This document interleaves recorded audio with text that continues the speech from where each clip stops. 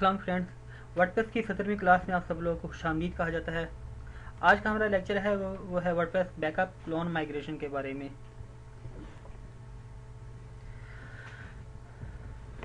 हम जब भी कोई भी नई वेबसाइट बनाते हैं तो उस पर काफ़ी मेहनत करते हैं और हफ्ता 2 हफ्ते भी हम इस वेबसाइट पे लगा लेते हैं। अगर खुदा न खास्ता हमारी साइट ख़राब हो जाए, इसमें कोई मसला आ जाए, कोई एरर हो जाए, तो हमारी सारी की सारी वो मेहनत ज़ाया हो जाती है।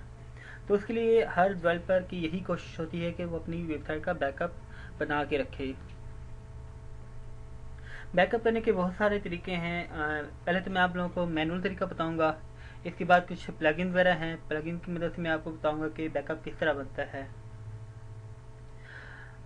दूसरा जो माइग्रेशन है, क्लोन है, वो अगर हम होस्टिंग हमारी कुछ ऐसी हो कि वो हमें तंग करती है या हम चाहते हैं कि सर्वर चेंज करना चाहें, तो उसके लिए हम ये करते हैं कि अपनी जो वेबसाइट है वो हम दूसरे सर्वर पे मूव करते हैं। मूव करने का मैनुअल तरीका भी है और प्लगइन वगैरह भी होते हैं।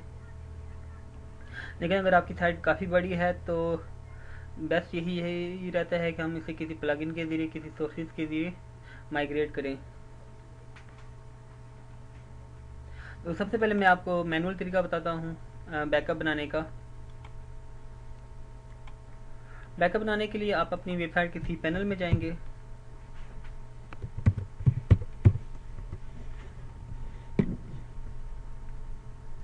और बैकअप जो हमारी वेबसाइट का होता है उसमें दो चीज़ें खास और लाजमी होती हैं। एक आपकी वेबसाइट की फाइलें और दूसरा आपकी वेबसाइट का जो डाटाबेस होता है जिसे हम अपनी वेबसाइट को कनेक्ट करते हैं, डाटाबेस बनाते हैं।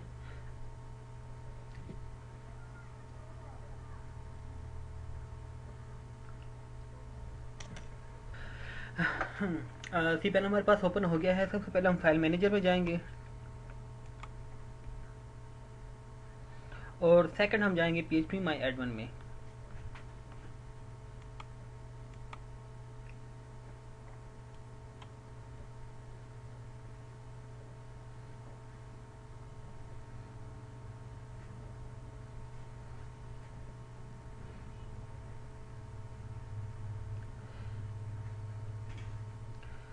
पब्लिक HTML में हमारी असल फाइलें होती हैं और यहाँ पे जो हमारे वेबसाइट का जितना भी डाटा आ गया है, यहाँ पे ओल्ड फोल्डर के नाम से, BK के नाम से पुरानी कोई वेबसाइटें पड़ी हुई हैं।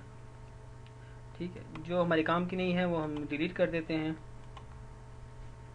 जो हमारे काम की हैं उन्हें हम छोड़ देते हैं और इसके अलावा सेलेक्ट ऑल करके हमारे काम की नहीं है उनको अनसेलेक्ट कर लेते हैं।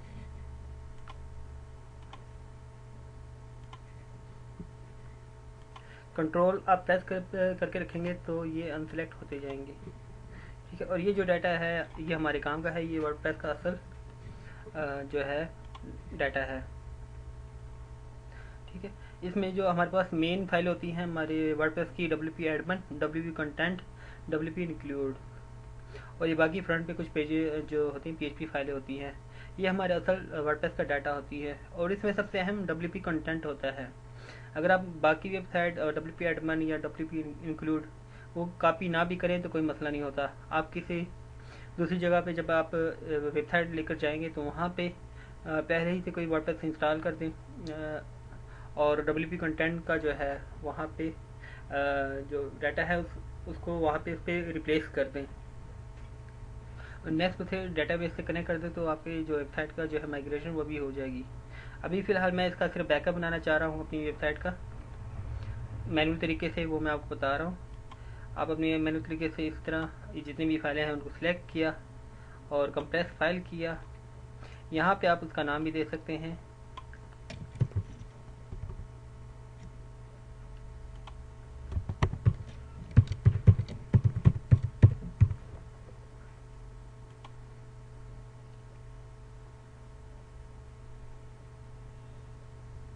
ये बैकअप करना शुरू कर देगा। नेक्स्ट आते हैं डाटाबेस की तरफ। डाटाबेस यहाँ पे तो काफ़ी सारे हैं। अभी ये देखना पड़ेगा हमारा जो डाटाबेस है वो कौन सा है। उसके लिए इस तरह करते हैं, फाइल मैनेजर में दोबारा जाते हैं। ये वर्किंग कर रहा है, इसको हम नहीं छेड़ते। कुछ नेट की स्पीड भी स्लो है इसलिए टाइम ले रहा है इसमें। हम दोबारा आते हैं पब्लिक HTML में और यहाँ से हम आइडिया लगाते हैं कि हमारा जो वर्डप्रेस था उसका जो डेटाबेस था उसका नाम क्या है। जो मेन चीज़ है जिसमें डेटाबेस की सेटिंग होती है वर्डप्रेस में उसका नाम है wp-config। और ये बहुत अहम फाइल है, अगर ये डिलीट हो गई तो समझ लें हमारा डेटाबेस कनेक्शन हमारी वेबसाइट से टूट जाएगा और हमारी साइट पे डेटाबेस कनेक्शन का एरर आएगा।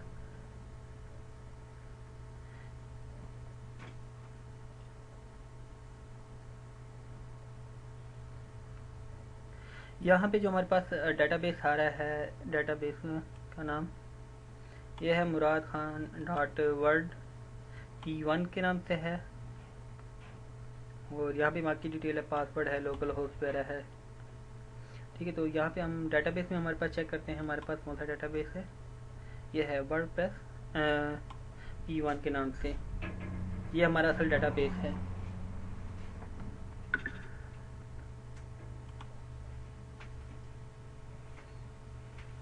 इसको हम ओपन करते हैं। ठीक है, और ये हमारे पास जितने भी हमारे वर्डप्रेस है इसकी सारी की सारी डिटेल आ गई है। पहले तो हम ये चेक करते हैं कि यहाँ पे मज़ीद पेजेस तो नहीं आ रहे। तो यहाँ पे कोई पेजेस वगैरह नहीं है, हम इसको सिलेक्ट ऑल करते हैं, चेक ऑल, और एक्सपोर्ट करते हैं।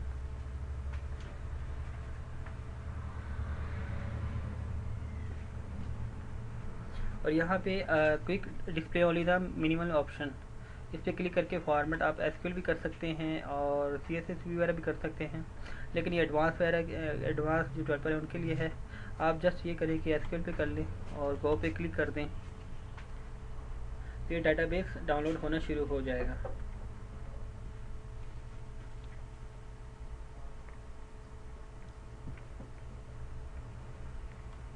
तो सेव फाइल किया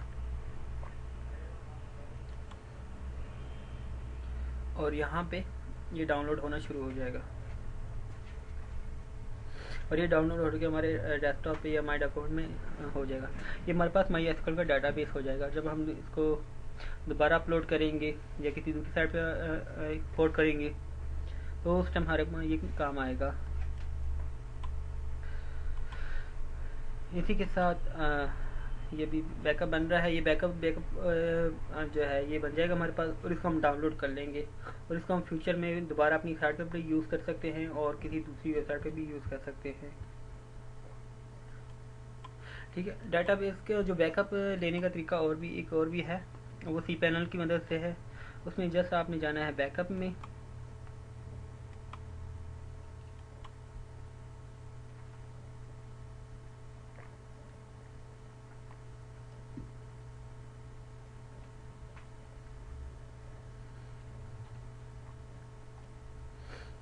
और यहाँ पे आप दो तरीक़ों से अपना जो है बैकअप डाउनलोड कर सकते हैं। दो नहीं बल्कि 3 तरीके हैं हमारे पास। अभी ये पूरी तरह पेज शायद लोड नहीं हुआ है। मैं ये पेज ओपन करता हूँ। नेक्स्ट पे download a full website backup. इसमें ये होगा कि आपकी जो जितने भी वेबसाइट का आपका डाटा है उसमें आपका जो होम डायरेक्टरी है, जितनी भी फाइलें हैं, डाटा बेस है और जो आपकी ईमेल वगैरह है वो सारी की सारी यहाँ पे डाउनलोड हो जाएंगी। जनरेट बैकअप पे क्लिक करते हैं तो यहाँ पे हमारे पास थोड़ी देर तक एक लिंक यहाँ पे शो हो जाएगा और हम इस लिंक को जब क्लिक करेंगे तो हमारे पास पूरी साइट का डाटाबेस डाउनलोड होना शुरू हो जाएगा। तो ये थोड़ा सा टाइम लेता है। ठीक है, तो आप अगर आपके पास cPanel है तो आप इसको चेक कर सकते हैं और इसके अलावा ये आपको नोटिफिकेशन भी भेज देगा जब आपका डाटाबेस क्रिएट हो जाएगा।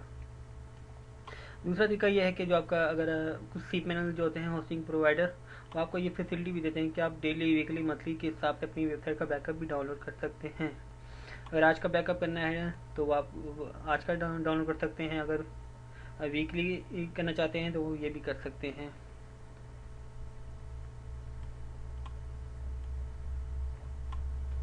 ठीक है, इसको मैं कैंसिल कर देता हूँ फ़िलहाल।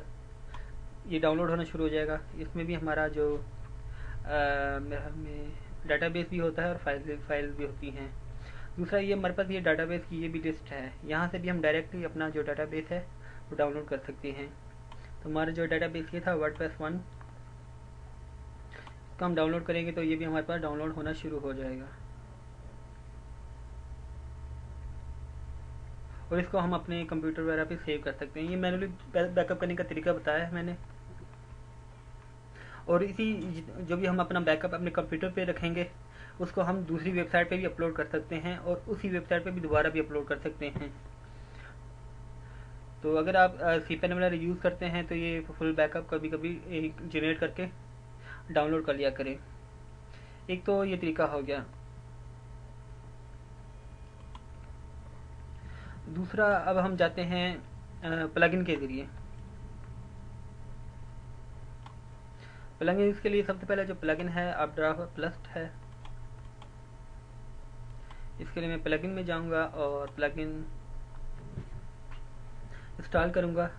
और ये बात याद रखें कि u.com.pk वो वर्डप्रेस नेटवर्क है, और इसमें बैकअप के कुछ सॉफ्टवेयर काम कर जाते हैं, कुछ नहीं करते, और माइग्रेशन के तो तकरीबन नहीं, बिल्कुल ही नहीं करते। तो इसके लिए आप यही करें कि bythost.com पे या किसी और होस्टिंग पे अगर आपने अकाउंट बनाया है, आपके पास होस्टिंग है, तो आप वहाँ पे इसको टेस्ट कर सकते हैं। कोशिश कर लें जो बैकअप के प्लगइन हैं वो तो काम करेंगे ही, हम उनको ज़रूर आजमाएं। जो अगर माइग्रेशन के हैं तो उनमें थोड़ा बहुत मसला आ सकता है।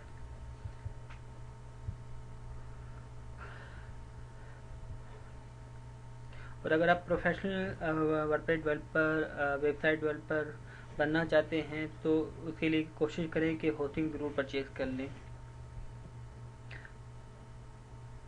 क्योंकि u.com.pk जस्ट एक नेटवर्क है, टेस्टिंग के लिए है। और bytehost.com वगैरह जो वेबसाइटें होती हैं वो अक्सर तंग करती रहती हैं, उनकी अपनी मर्ज़ी होती है कि वो आपको कितनी स्पेस देते हैं, कितना आपको लिमिटेशन उसमें देते हैं, तो वो मसाइल वगैरह करते रहते हैं। अगर आपने होस्टिंग कहीं से परचेज की है तो वहाँ पे आप होस्टिंग वालों को कह सकते हैं कि हमें ये लिमिटेशन है, यहाँ पे हमें ये मसला आ रहा है, आप इसको ठीक कर दें, तो वो ठीक कर देते हैं। लेकिन फ्री होस्टिंग वगैरह में ये मुश्किल होता है कि आपकी कोई हेल्प वगैरह करें। अपडा प्लस ये अब इंस्टॉल कर रहा हूँ।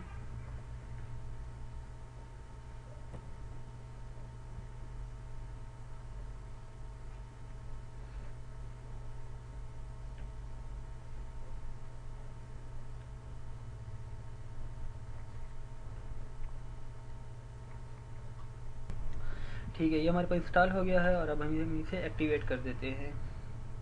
वर्डप्रेस के काफ़ी सारे प्लगइन्स हैं, आप कोई भी प्लगइन इस्तेमाल कर सकते हैं, सबका कंसेप्ट एक ही है, स्ट्रक्चर एक ही है, बस थोड़ा सा उनको समझने की ज़रूरत है कि काम किस तरह करता है। और हमेशा जब भी आप किसी की वेबसाइट बनाएं उसका बैकअप ज़रूर करें। उसकी वेबसाइट पे काम करना चाहे तो फिर भी बैकअप ज़रूर बनाएं, क्योंकि ये अच्छी आदत है और हमेशा आपके काम आएगी।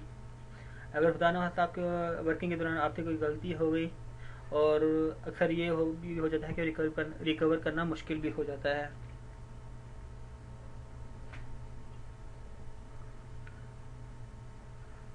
तो आपके लिए मसला बन सकता है। इसलिए जब भी फाइवर पे फ्रीलांसिंग पे काम लें और किसी वेबसाइट पे काम करें तो सबसे पहले आप ये कोशिश करें कि उसकी वेबसाइट का बैकअप बना लें। जब काम कंप्लीट हो जाए फिर भी बैकअप बना लें।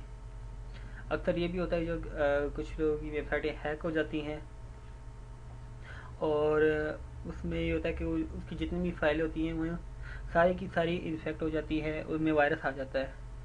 तो एक एक वेबसाइट को ओपन करना, उसमें से वायरस निकालना बहुत ही मुश्किल काम है। तो उसके लिए बेस्ट हल यही होता है, अगर आपने अपना बैकअप किया हुआ है वेबसाइट का तो आप इजीली बैकअप रिस्टोर करके 5 मिनट में वो साइट दोबारा वैसी की वैसी ला सकते हैं। वरना फाइवर पे मैं यही गिग देता हूँ वायरस रिमूवल की, और काफ़ी लोगों को ये मसले मसाइल आते रहते हैं वायरस रिमूव के। अगर मैं देखता हूँ उसमें से कोई बैकअप बनाया हुआ है रिसेंटली तो मैं उसको रिस्टोर कर देता हूँ और वो काम हो जाता है। नहीं तो फिर इसके लिए फिर काफ़ी मुझे फिर वर्किंग करनी पड़ती है।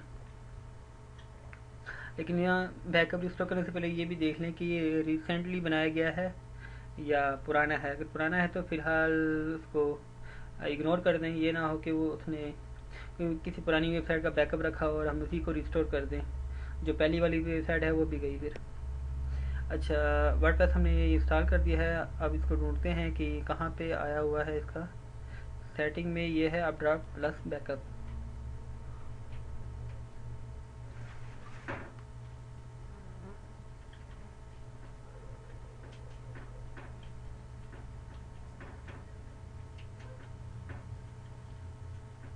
यहाँ पे सेटिंग है, यहाँ से भी आप जा सकते हैं।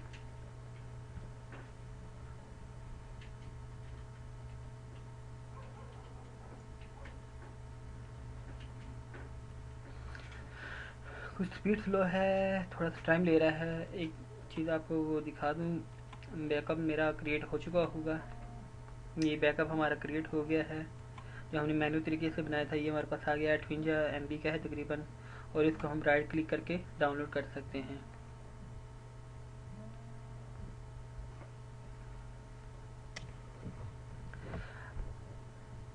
यहाँ से डाउनलोड करना चाहिए तो यहाँ से भी कर सकते हैं, और एक और तरीका भी है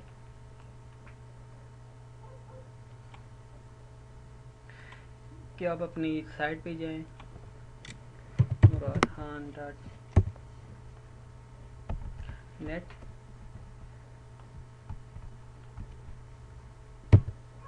और यहाँ पे आप देखें जो आपने वेबसाइट जो बैकअप का नाम दिया, साइट बैकअप डॉट पी, तो .p साइट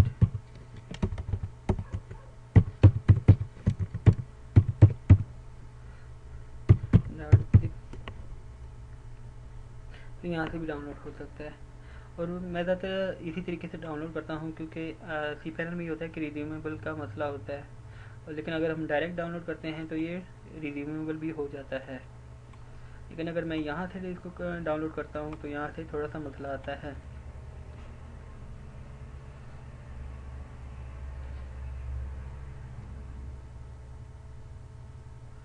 cPanel मुख्तलिफ किस्म के होते हैं। हाँ, नॉर्मल आजकल जो है यही cPanel चल रहा होता है, लेकिन कुछ वेबसाइट होती हैं जिस तरह 1n1 है .com है, .net, या विंडो होस्टिंग के कुछ cPanel होते हैं, तो थोड़े से डिफरेंट होते हैं, लेकिन उनका प्रोसीजर वर्किंग सेम ही होता है। यहाँ से डाउनलोड हो रहा है, लेकिन ये देखें यहाँ पे रिज्यूमेबल नो बता रहा है। अगर हमें लाइट चलेगी या कुछ और मसला हो गया तो ये रिज्यूमेबल नहीं होगा। दूसरा इसकी स्पीड भी कम होती है। तो बेस्ट ये होता है कि आप इस तरीके से यहाँ से इसका नाम लिखें और यहाँ से डाउनलोड करें। अगर आपने किसी फोल्डर में ये है, मिसाल के तौर पर WP एडमिन में है, तो आप साथ में WP/WP एडमिन लिखें और फिर डाउनलोड करें।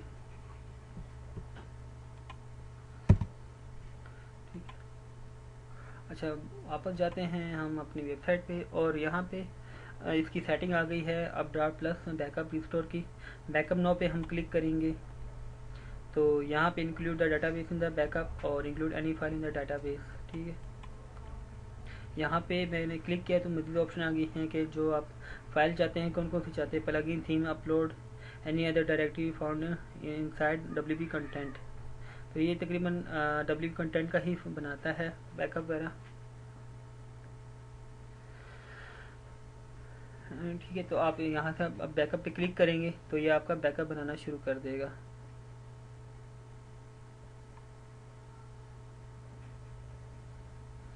एग्जिस्टिंग बैकअप पे हम जाएंगे तो यहाँ पे हमारे पास बैकअप आ गया है। इसमें डाटाबेस है, हम डाटाबेस पे क्लिक करेंगे तो हमारे पास ये डाटाबेस का जो प्लगइन है वो डाउनलोड होना शुरू हो जाएगा।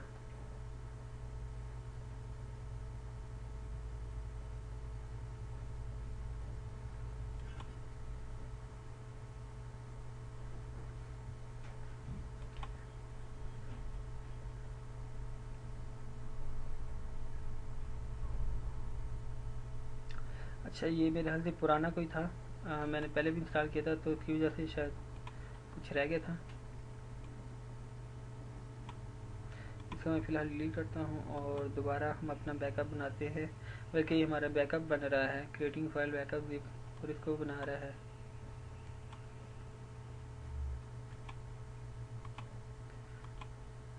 ठीक है, थोड़ा सा वेट कर लेते हैं ये कंप्लीट हो जाए। अच्छा, हमारा जो है बैकअप कंप्लीट हो गया है। हम यहाँ पे चेक करते हैं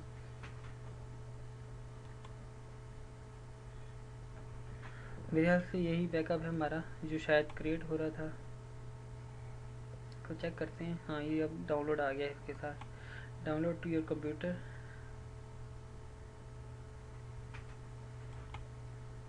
इस पर क्लिक करेंगे तो ये हमारे पास डेटाबेस आ जाएगा। इसका जो डेटाबेस का सिर्फ होगा।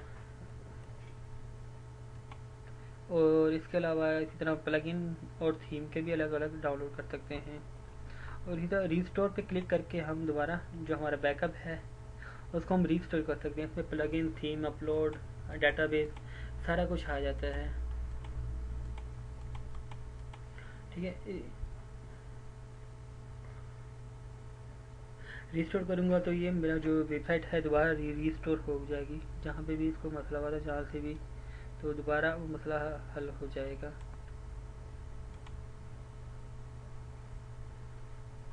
ये हमारे पास डाउनलोड हो गया। मैं डाउनलोड मैनेजर में आपको दिखाता हूँ। हमारे पास कंप्लीट है। इसको मैं ओपन करता हूँ तो इसमें हमारे पास एसक्यूएल की ये डेटाबेस की फाइल पड़ी होगी, ये वाली।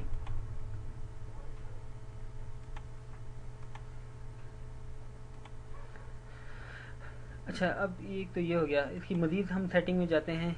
यहाँ पे कुछ मज़ीद ऑप्शन हमारे पास दे रहा है। अगर हम चाहते हैं कि हमारा जो बैकअप है वो किसी दूसरी सर्वर पे ट्रांसफ़र हो, मिसाल के तौर पर अगर हमारे जो वेब होस्टिंग की स्पेस है वो कम हो हमारे पास, अगर यहाँ पे मैं आपको दिखा दूँ, अगर शो हो जाए,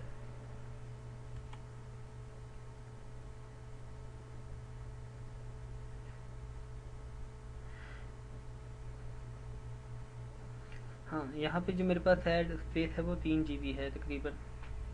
तो अगर हम बैकअप भी बैकअप बनाते रहेंगे तो हमारी ये स्पेस ख़त्म हो जाएगी। तो इसके लिए हम ये काम करते हैं कि हम ड्रॉपबॉक्स में या गूगल ड्राइव में या किसी और सर्वर पे हम या ईमेल पे हम जो हमारा डेटाबेस है उस पर हम ट्रांसफ़र कर देते हैं। तो इससे होता है कि हमारी जो स्पेस है वो कम ही नहीं होती और यही जो ड्रॉपबॉक्स में हमारे पास डेटाबेस होता है ये महफूज रहता है। कल को अगर हमारी होस्टिंग सस्पेंड हो गई या हमें वो पता ना चला कि साइट कुछ हो गया तो हमारे पास ड्रॉपबॉक्स में हमारे पास मौजूद होगा। आपने जस्ट किसी भी इसमें ऑप्शन पे क्लिक करना है और ये आपसे लॉगिन वगैरह मांगेगा, डिटेल मांगेगा, आप उनको ओके कर सकेंगे।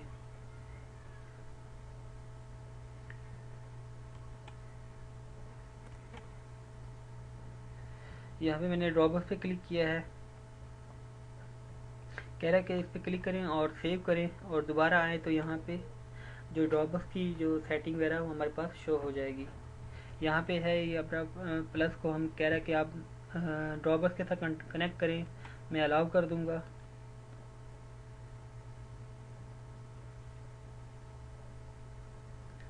तो ये मेरे ड्रॉपबॉक्स के साथ कनेक्ट हो जाएगा।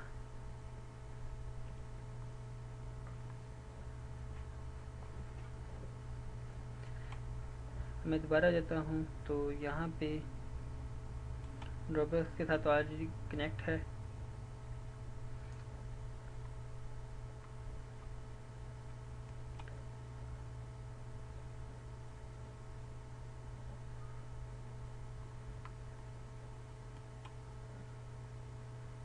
और यहाँ पे जो फाइल बैकअप शेड्यूल है वो हमने सेट करना है कि आप हर 4 घंटे बाद करना चाहते हैं, डेली करना चाहते हैं, वीकली करना चाहते हैं, 14 दिन बाद करना चाहते हैं या मंथली करना चाहते हैं। तो बेस्ट यही होता है कि अगर आपकी साइट पे आप डेली काम करते हैं तो आप वीकली सेट कर सकते हैं, और अगर आप अपनी वेबसाइट पे महीनों बाद काम करते हैं तो आप मंथली सेट कर सकते हैं। और आप अपनी वेबसाइट पे लगातार काम कर रहे हैं तो आप 4 घंटे या 8 घंटे का भी सेट कर सकते हैं। अब इसको सेट कर लेंगे और मैं वीकली सेट कर लेता हूँ और डाटा बेस का भी वीकली सेट कर लेता हूँ।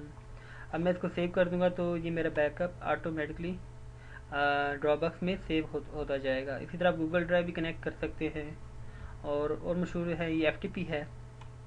FTP ये होता है कि अगर आपका किसी और होस्टिंग पे अकाउंट है तो उसकी जो FTP डिटेल होती है वो आप यहाँ पे देख सकते हैं।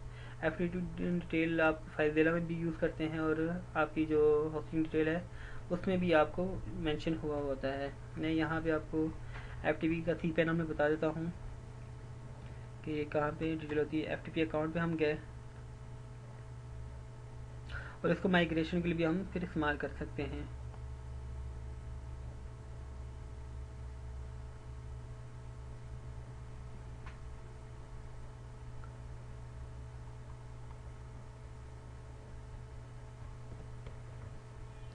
ये हमारे पास FTP अकाउंट शो हो गए हैं, FTP मुराद खान, और कॉन्फ़िगर पे मैं क्लिक करूँगा तो यहाँ पे हमारे पास FTP यूज़र नेम आ जाएगा, FTP सर्वर नेम आ जाएगा और FTP पोर्ट आ जाएगी 21। और आप इसको फाइलज़िला से भी कनेक्ट कर सकते हैं, और दूसरा यहाँ से भी डिटेल सकते हैं, सर्वर लॉगिन और यूज़र नेम जो होता है और पासवर्ड और रिमोट पाथ, जहाँ पे आप इसको अपलोड करना चाहते हैं रिमोट सर्वर पे किसी दूसरी होस्टिंग पे, तो आप cPanel में कहीं कोई भी नया फोल्डर बना के दूसरी होस्टिंग पे और इसका यहाँ पे पाथ दे सकते हैं। टेस्ट FTP पे क्लिक करेंगे तो वो चेक करेगा कि आपकी जो सेटिंग वगैरह दी है वो क्या सही है या नहीं। ये आ गई मैसेज हमारे पास आ गई cPanel वाला कि full backup of Murad dot has completed. ठीक है, उसको हम बाद में चेक करते हैं जो हमारा बना है अभी। ठीक है, तो ये हमारी सेटिंग है और आप मुख्तलिफ जो है क्लाउड सर्वर है उस पर अपलोड कर सकते हैं। वन ड्राइव है वो मेरे ख्याल से हॉटमेल का है, गूगल ड्राइव के बारे में आप सब लोग जानते हैं, या गूगल क्लाउड है, और अमेज़ोन भी है, और भी काफ़ी सारे हैं। ईमेल भी है, आप ईमेल पे भी अपना वो फॉरवर्ड कर सकते हैं। सेव करूँगा तो ईमेल की सेटिंग आ जाएगी।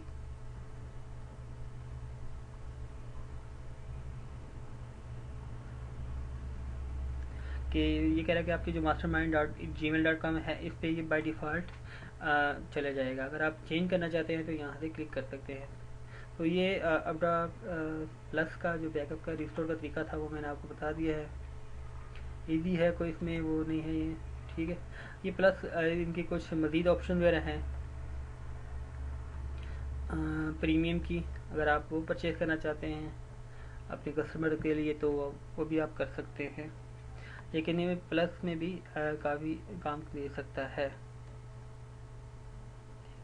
असल चीज़ यही होती है ड्रॉबस गूगल ड्राइव FTP कि यहाँ पे हमारा जो बैकअप चला जाए, कि बाकी चीज़ें वो थोड़ा सा ये है कि उनका अपना क्लाउड सर्वर वगैरह है वो प्रोवाइड वगैरह करते हैं, किसी ईमेल रिपोर्ट वगैरह करते हैं वगैरह वगैरह। ठीक है, तो फ्री भी आप चला सकते हैं, उसमें भी काफ़ी सारे फीचर हैं। तो ये अपना प्लस का हो गया इंट्रोडक्शन। इसी तरह नेक्स्ट आते हैं बैकअप WP अप, इसको हम इंस्टॉल करके चेक करते हैं।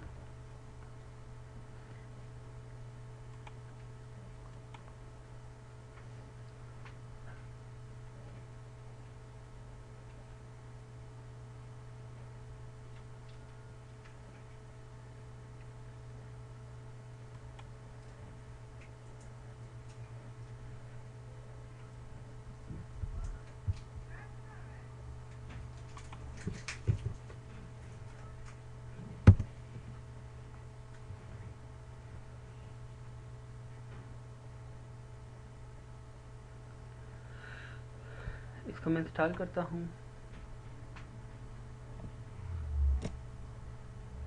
और इसके बाद एक्टिवेट करता हूँ। वैसे तो एक सॉफ्टवेयर में काफ़ी है आज ट्यूटोरियल के हिसाब से, लेकिन मैं मोस्टली आपको इसलिए चेक करा रहा हूँ कि आप लोगों को आइडिया हो जाए कि कौन सा जो बैकअप का सॉफ्टवेयर है वो किस तरह काम करता है। तो अगर आप ये 2-3 प्लगइन के बारे में भी आप लोगों को आइडिया हो जाए तो बाकी आपके लिए इजी हो जाता है। ठीक है, इसका वेलकम पेज आ गया खुद ही। तो हम जाते हैं यहाँ पे, इसकी जो ऑप्शन वगैरह हैं, ये डैशबोर्ड पहले आ गया था। जॉब में जाता हूँ, इससे पहले हम ऐड न्यू जॉब करेंगे।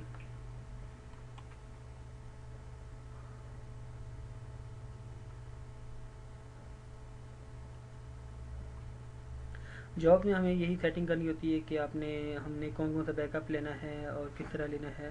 डेटाबेस बैकअप लेना है, फाइल बैकअप लेना है, एक्सएमएल रिपोर्ट एक्सपोर्ट है वो भी अगर हमने लेना चाहते हैं तो वो भी ले सकते हैं, इंस्टॉल प्लगइन लिस्ट वगैरह वगैरह।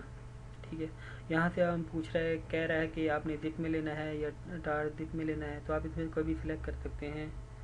और where should your backup file be store, backup to folder, back send via email, backup to FTP, backup to Dropbox वगैरह वगैरह। तो आप अपने फोल्डर भी कर सकते हैं, ईमेल भी कर सकते हैं, और एफटीपी वगैरह या ड्रॉपबॉक्स भी कर सकते हैं। इसके अलावा ऊपर इसकी सेटिंग वो बाद में चेक करते हैं, पहले इसको सेव कर लें।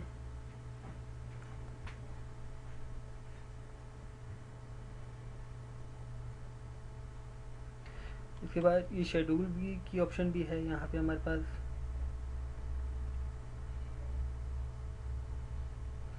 कि स्टार्ट जो मैनुअली, अगर हम चाहते हैं कि हम खुद मैनुअली करें, या ये दूसरी मजीद ऑप्शन है विद वर्डप्रेस क्रॉन या इजी क्रॉन, या सेटअप अकाउंट एपीआई की फर्स्ट वगैरह। ये थोड़ी सी मुश्किल है, इनको स्किप कर दें।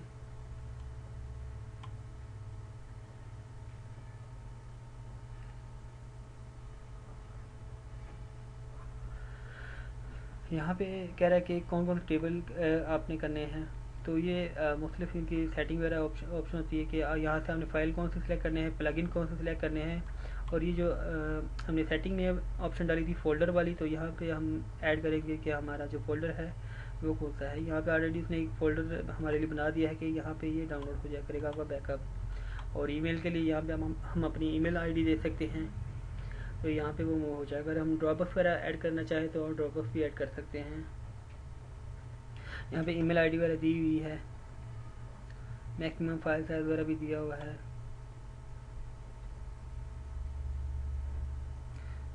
ठीक है, 0 कर देंगे तो अनलिमिटेड हो जाएगा।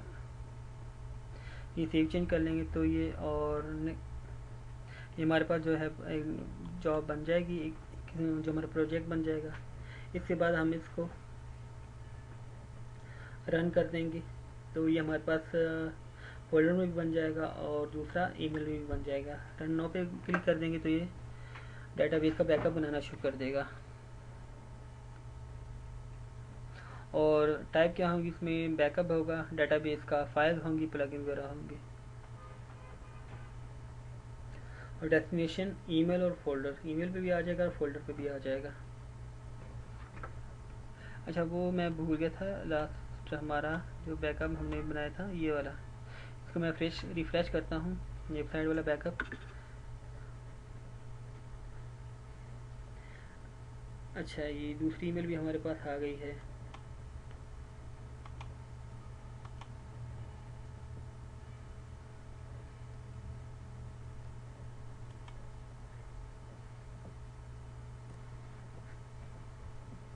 ये हमारे पास बैकअप आ गया है पूरी वेबसाइट का, जो हमने cPanel से की है। 237 MB है, और इसमें सारी वेबसाइट हमारी शामिल है, और उनका डाटाबेस भी सारा कुछ शामिल है।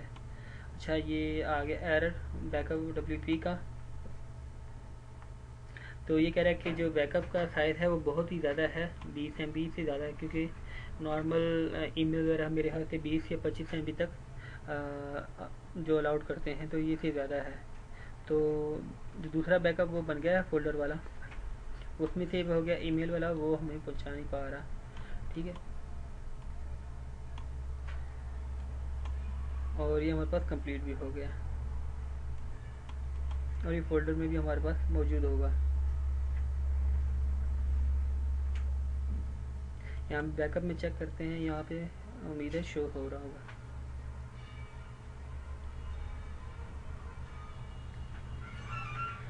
ये हमारे पास बैकअप है, और यहीं से हम इसको डाउनलोड भी कर सकते हैं। अच्छा, दूसरा बैकअप बडी है, ये प्रीमियम है, सॉफ्टवेयर है, पेड है। जिसके पास ये नहीं है मैं उसको शेयर कर दूंगा, तो आप इसको डाउनलोड करके अपने इसको चेक कर सकते हैं कि ये किस तरह वर्किंग करता है। बैकअप बडी का जो सबसे अच्छा फीचर वो यही है कि वो ड्रॉपबॉक्स वगैरह पे, जीमेल पे आपका बैकअप वगैरह सेंड करता है। और दूसरा इसका अपना क्लाउड सर्वर भी है, वहाँ जो आपको 1 GB होस्टिंग प्रोवाइड करता है, जिसमें आप अपना डेटाबेस स्टोर कर सकते हैं। अच्छा, यहाँ पे नहीं होगा, इसको अपलोड करता हूँ।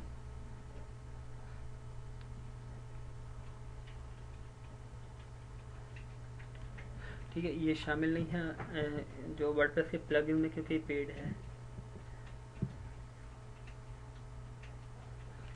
इसको अपलोड करते हैं। डेस्कटॉप पे ही मेरे पास मौजूद है।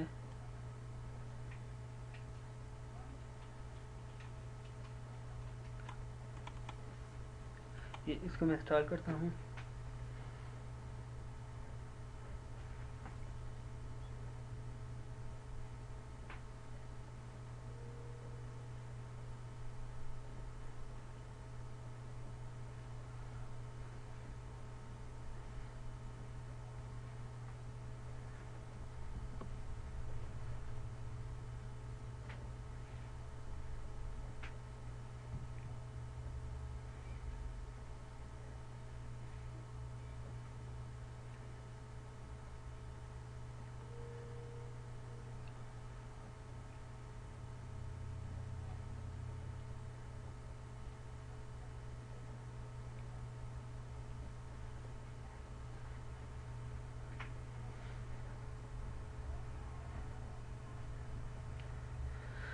ये अपलोड हो गया, इसको एक्टिवेट करते हैं।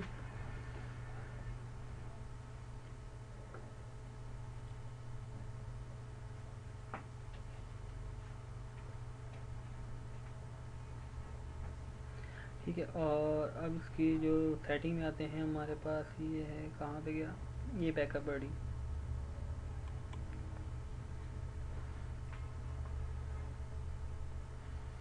ये भी सेम बाकी की जो प्लगइन है उन्हीं की तरह काम करता है।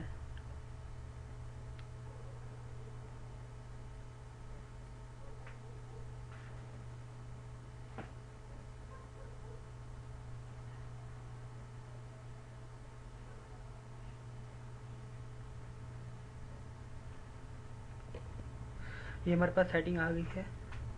अच्छा, यहाँ पे हमारे पास दो ऑप्शन है। एक कह रहा है कि डेटाबेस ओनली, अगर आप सिर्फ डेटाबेस का बैकअप बनाना चाहते हैं तो डेटाबेस का बना सकते हैं, और फुल कंप्लीट का अगर आप बनाना चाहते हैं।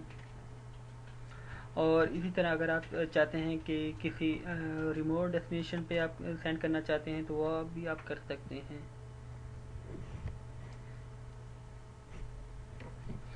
यहाँ पे भी सेम वही ड्रॉपबॉक्स की ऑप्शन है और ड्रॉपबॉक्स 2 है। ये सेटिंग के लिहाज से है। इसमें ऑप्शन है ईमेल है, एफटीपी है, लोकल डायरेक्टरी है और गूगल ड्राइव वगैरह है। इससे आप उनको कनेक्ट कर सकते हैं, जिस तरह मैंने ड्रॉपबॉक्स का किया था सेम इस तरह आप गूगल ड्राइव वगैरह से भी, और दूसरे जो इनके क्लाउड सर्वर हैं वहाँ से भी कनेक्ट कर सकते हैं, ईमेल वगैरह भी दे सकते हैं। कंप्लीट बैकअप पे मैं क्लिक करता हूँ तो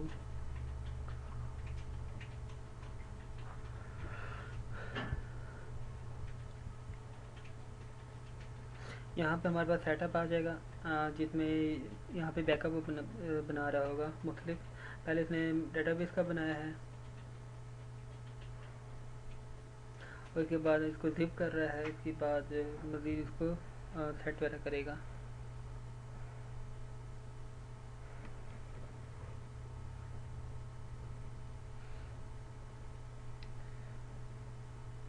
थोड़ा सा वीडियो पास करता हूँ, ये कंप्लीट हो जाए। ठीक है, हमारे पास बैकअप बन गया है और 497 MB बैकअप तक ये पहुँच गया है, क्योंकि इसमें ऑलरेडी काफ़ी सारे बैकअप बन गए थे, तो वो मजमूई तादाद काफ़ी ज़्यादा हो गई है इसकी। तो कोशिश ये करें जो एक्स्ट्रा है उनको डिलीट करते हैं करें, ताकि जो है साइज़ जो है वो ज़्यादा ना हो। मज़ीद इसकी सेटिंग वगैरह है, सर्वर टूल या डेस्टिनेशन, रिमोट डेस्टिनेशन, जहाँ पे आपने ड्रॉपबॉक्स वगैरह के साथ कनेक्ट करने हैं। मालवेयर स्कैन की भी ऑप्शन है, ये भी थोड़ा बहुत काम करता है। और रिमोट रिस्टोर माइग्रेशन है।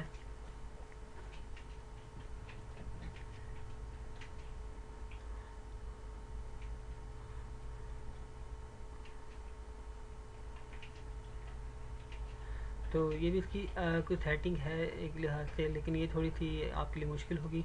मैं आपको इंशाल्लाह इससे ईजी तरीका बताऊंगा जिससे आप कर सकेंगे।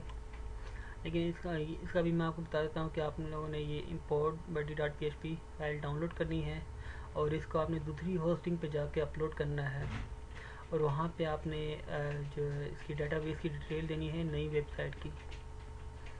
वहाँ पे आपने डाटाबेस क्रिएट करना है और उसकी जो डिटेल देनी है, तो वो एक तो वेबसाइट को इंपोर्ट कर देगा, दूसरा डेटाबेस के साथ कनेक्ट कर देगा और नई होस्टिंग पे नई वेबसाइट बन जाएगी। तो इस पर थोड़ा सा टाइम लगेगा, इसलिए मैं इसको स्किप कर देता हूँ। जो असल मेरे पास माइग्रेशन के हैं वो ये हैं डुप्लीकेटर, WP क्लोन और ऑल इन वन माइग्रेशन। तो मैं इनका आपको बताऊंगा। एक ये है WP ऑल बैकअप, ये भी मैंने अभी कुछ अरसे पहले देखा था और काफ़ी अच्छा लगा। मैं कहा चलो इसको भी इसमें ऐड कर लेते हैं, इसके बारे में मैं आपको बता देता हूँ।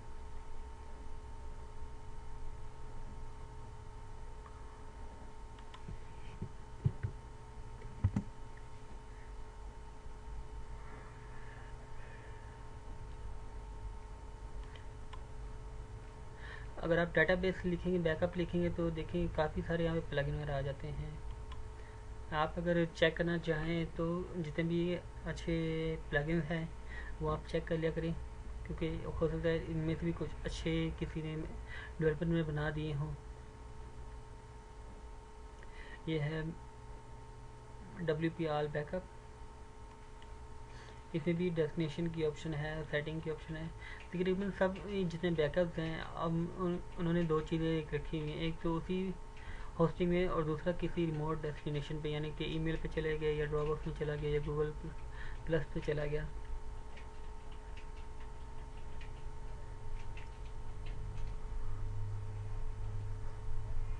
ये क्रिएट न्यू बैकअप पे क्लिक करेंगे तो ये आपका उसी टाइम बैकअप बना देगा और ये तकरीबन समझ सबसे ईजी है।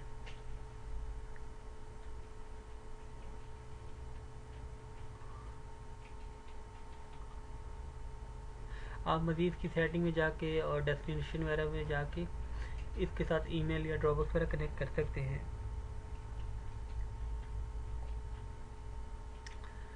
इसका एक ये नुकसान समझ लें या हामी समझ लें कि ये शो नहीं करता कि कितना बैकअप क्रिएट हो गया है। तो ये कनेक्टिंग पे अभी है और बैकअप बना रहा है, लेकिन ये टाइम लगाएगा। देखते हैं ये कितना बैकअप बनाता है, कितनी देर में बनाता है।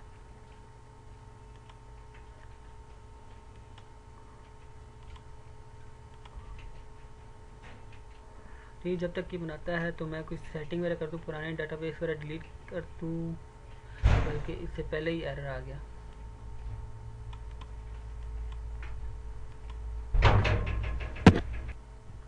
अच्छा, ये एरर इसलिए है कि कह रहा है कि जो टाइम है वो ज़्यादा हो गया है और ये मैक्सिमम टाइम में कर नहीं पा रहा। ठीक, अगर आपकी होस्टिंग वगैरह फास्ट है, बल्कि आपका नेट फास्ट है और दूसरा आपका जो बैकअप थोड़ा है तो ये जल्दी क्रिएट कर देगा। तो अभी शायद मेरा नेट ही स्लो है, इस वजह से ये एरर दे रहा है, लेकिन आप इनको चेक करना, ये काफ़ी अच्छा है और ज़रूर आपके काम आएगा। ठीक है, ये बैकअप के बारे में था। मुख्तलिफ मैंने 3-4 आपके सामने बैकअप यूज़ की इस्तेमाल किए हैं और आपको बताया है कि किस तरह बैकअप के ज़रिए प्लगइन्स के ज़रिए बैकअप क्रिएट किया जाता है। नेक्स्ट आते हैं, हमने बैकअप तो बना लिया है, लेकिन अगर हम चाहते हैं कि हम अपनी होस्टिंग चेंज करना चाहें, अगर मिसाल के तौर पर एक होस्टिंग वाले हमें तंग करते हैं या उनकी सर्वर ठीक नहीं है, स्पीड स्लो है, तो हम किसी दूसरे सर्वर पर मूव करना होना चाहें तो वो किस तरह होंगे। तो ये हमारे काफ़ी बड़ी वेबसाइट होगी, काफ़ी कुछ हमने काम किया होगा, तो हम इसको किस तरह मूव करेंगे इसके बारे में मैं आप लोगों को बता देता हूँ। एक तो मैनुअल तरीका है इसका भी, कि जिस तरह हमने ये वेबसाइट का बैकअप बनाया है, ये हमारे पास बैकअप है।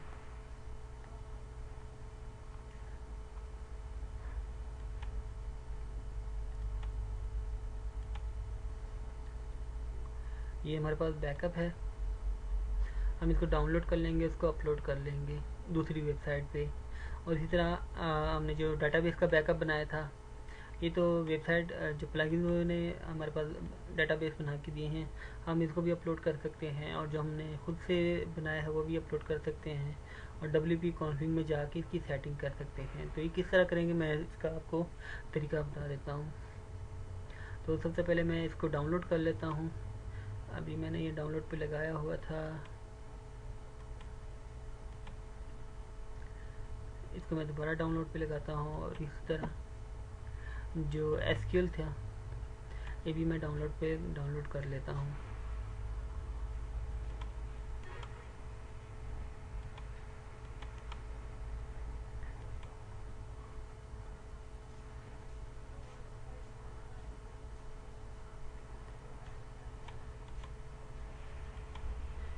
मैं इसे मूव कर लेता हूँ डेस्कटॉप पे, और ये भी डेस्कटॉप पे इसको मूव कर लेता हूँ कि वहाँ पे डाउनलोड हो जाए। बैकअप हमारे पास डाउनलोड हो गया है, और ये है साइट का बैकअप और ये है डाटाबेस का। इसमें डाटाबेस की फ़ाइल पड़ी हुई है, और ये मेरे पास डाटाबेस की फ़ाइल है, और एक कंप्रेस है, और साइज़ का ये तकरीबन 12 MB तक है, और यहाँ पे सिर्फ ये 2 MB में है। तो बेस्ट यही होता है कि आप ज़िप वाली फाइल को अपलोड करें, क्योंकि वो थोड़ा टाइम लगाती है अपलोड होने में। अच्छा, तो सबसे पहले हम स्टार्ट कर लेते हैं इसको जैम्प पे। जैम्प मैंने स्टार्ट किया हुआ है, और यहाँ पे हमारे पास ओपन है। ठीक है, तो सबसे पहले मैं जो हमारा बैकअप है इसको मूव करता हूँ अपने जैम्प के फोल्डर में। एक्सप्लोर पे मैं क्लिक करता हूँ, और यहाँ पे मेरे पास आ जाता है htdoc फोल्डर है, और यहाँ पे मैं इसको कॉपी कर लेता हूँ।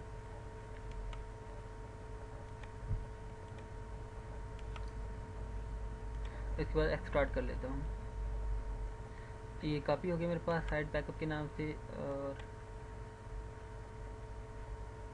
इसको एक्सट्रैक्ट करता हूँ।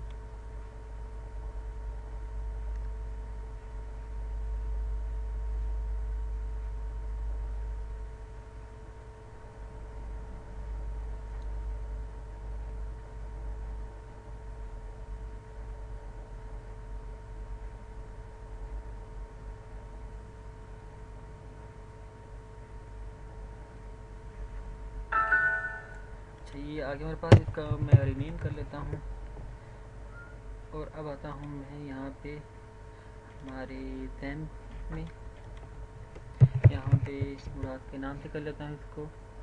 अब यहाँ पे कह रहा है कि हमारे पास डाटाबेस एरर आ रहा है, क्योंकि इसके लिए हमने डाटाबेस बनाया ही नहीं है। तो सबसे पहले हम डाटाबेस बनाएंगे। डाटाबेस में जाते हैं, और यहाँ पे न्यू डाटाबेस क्रिएट करते हैं।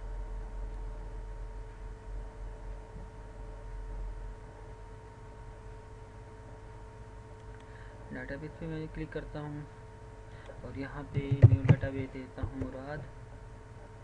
ठीक है, ये हमारे पास डाटाबेस बन गया है, लेकिन अभी ये जो मुराद है ये खाली है, इसमें कुछ भी नहीं है।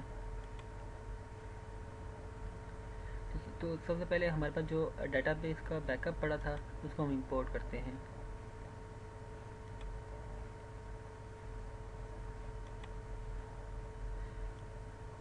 यहाँ हमारे पास दो पड़े हैं, एक ये पड़ा है SQL, और ये जिप वाला ही पड़ा है। तो जिप वाला जल्दी हो जाएगा, मैं उसको कर लेता हूँ।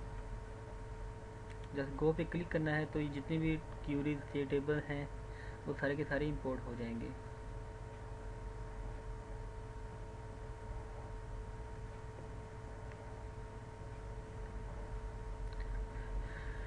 ठीक है, ये इंपोर्ट हो रहा है, और हमने अब यहाँ पे एक और काम भी करना है कि डेटाबेस क्रिएट तो हो जाएगा, लेकिन इसके साथ लिंक कैसे करेगा। इसको लिंक करने के लिए हम सेटिंग करेंगे। इसकी सेटिंग हम करेंगे, वर्डप्रेस में एक फाइल होती है WP के नाम से, हमने यहाँ पे इसको एडिट करना है। डेटाबेस नेम जो हमने बनाया था मुराद के नाम से बनाया था वो बन गया, और यूज़र नेम आपको पता है कि लोकल होस्ट का रूट होता है, और पासवर्ड भी आपको पता है कि पासवर्ड कुछ भी नहीं होता, और डेटाबेस का जो होस्ट है वो लोकल होस्ट है। अगर आप cPanel वगैरह पे करेंगे तो वहाँ पे जो अगर होस्टिंग कंपनी है उनका ज़्यादातर अपना लोकल होस्ट होता है, जो फ्री देते हैं उनका अपना लोकल होस्ट होता है, जो पेड होता है उनका हम लोकल होस्ट ही ज़्यादातर ऐड करते हैं। आपको वैसे भी cPanel में यहाँ पे डिटेल में अक्सर आ जाती हैं कि आपका जो लोकल होस्ट कौन सा है।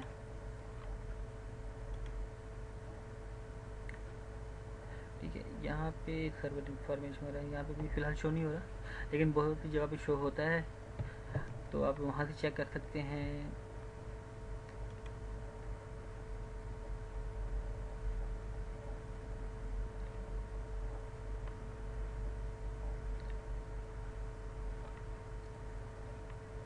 ठीक है, फिलहाल इसको रहने दें, आप लोकल होस्ट ही ज़्यादातर यूज़ करें।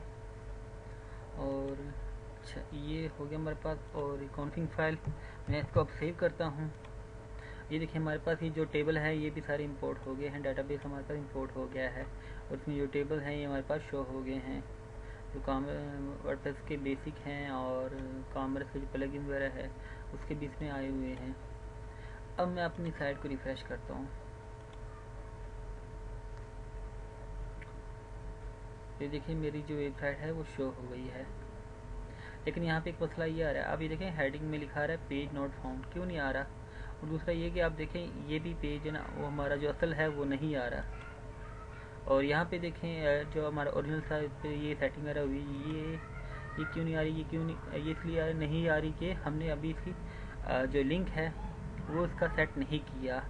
जो डेटाबेस में लिंक है वो ये है muradhan.net, लेकिन हमने जो अभी न्यू पोर्ट किया लिंक चेंज है, तो लिंक हम करेंगे चेंज डेटाबेस में ही जाके। यहाँ पे जाएंगे हम ऑप्शन में, WP ऑप्शन, और ये साइट URL है, ये दो हैं, इन दोनों को हमने चेंज करना है। एडिट पे जाता हूँ और यहाँ पे जो हमारी न्यू वेबसाइट का लिंक है वो ये देता हूँ, कॉपी किया और यहाँ पेस्ट कर दिया और गो पे जाके इसको सेव कर दिया। ये हो गया हमारे पास। और दोबारा जाते हैं, अब दूसरा लिंक भी सी हम चेंज करते हैं।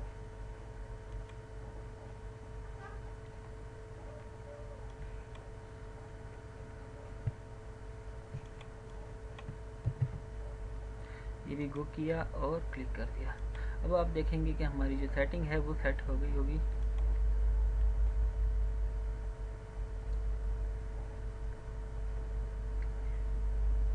ठीक है, तो ये देखें हमारे पास जो हमारा असल होम पेज था वो शो हो गया है।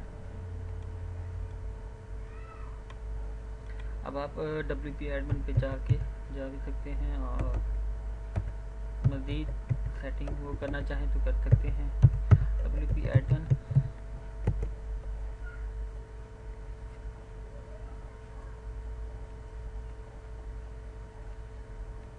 ठीक है। अब इसका यूज़र नेम पासवर्ड अगर मेरे से भूल गया हो, ठीक है, तो मैं यहाँ से चेंज कर सकता हूँ। ये मैं आपको एक्स्ट्रा बता रहा हूँ, ठीक है। अगर आपका जो यूज़र नेम है वो ओल्ड ही रहेगा, लेकिन यहाँ पे मैं चेंज कर रहा हूँ ताकि मुझे आपको बताने के लिए कि अगर आपको पासवर्ड भूल जाए तो आप यहाँ से चेंज कर सकते हैं। ठीक है, यहाँ पे MD5 आपने सेलेक्ट करना है जो यूज़र पास है, क्योंकि अगर आप MD5 नहीं करेंगे तो ये जो कोड है ये डिस्टर्ब करेंगे आपको। अभी जब मैं इसको सेव कर दूंगा तो 1 2 3 4 5 ये भी चेंज हो जाएगा। ठीक है, ये देखें जो था पास था वो चेंज हो गया है। यूज़र नेम मुराद था, आप यहाँ से यूज़र नेम भी चेंज कर सकते हैं। ये निकनेम, हाँ, बल्कि यूज़र नेम एडमिन था M बड़े वाला, और ये निकनेम ये आएगा, तो आप इसको भी चेंज कर सकते हैं यहाँ से।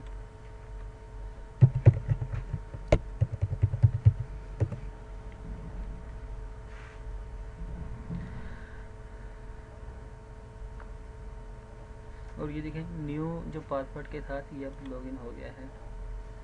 ऐसे अगर आपसे पासवर्ड अब भूल जाता है तो आप फॉरगेट पे जाके लॉग आउट करता हूँ।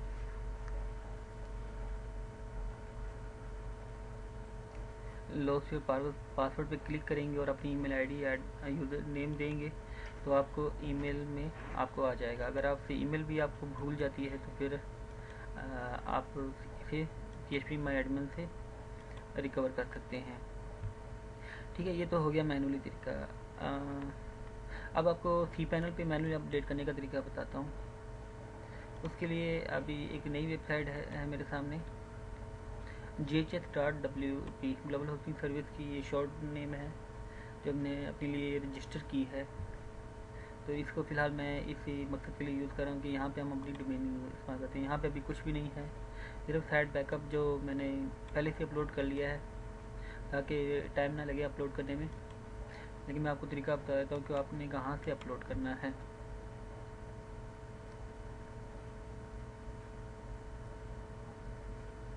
ठीक है, आपको फाइलज़िला का भी बता देता हूँ। अभी ये फाइलज़िला है, लेकिन इससे पहले सी पैनल से आपको बताता हूँ। सी पैनल में जो असल हमारा फोल्डर होता है जिसमें हमारी डॉक्यूमेंट फाइलें सारा कुछ होती हैं, पब्लिक HTML फोल्डर होता है। यहाँ से आप अपलोड पे क्लिक करेंगे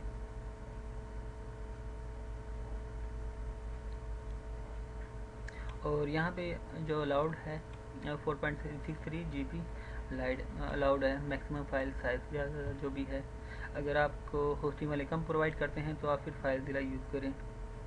ठीक है, साइट बैकअप में करता हूँ अपलोड, और वो कह रहा है कि ऑलरेडी ये मौजूद है, इसलिए मैं इसको स्किप कर देता हूँ। मैंने पहले से अपलोड कर दी थी और हमारे पास फिर यहाँ पे फाइल आ जाएगी। इसको मैं एक्सट्रैक्ट करता हूँ।